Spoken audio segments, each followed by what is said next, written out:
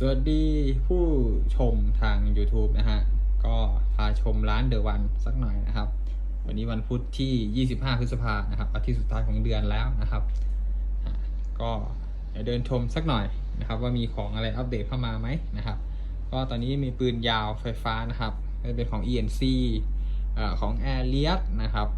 ของ APS อะไรพวกนี้ของ GNG ก็มีนะครับ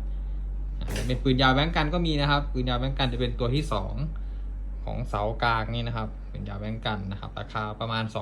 27,900 นะครับปืนยาวแบงกันที่เป็น AK ก็มีนะครับก็จะอยู่ตรงนี้นะครับราคาก็ไล่ๆกัน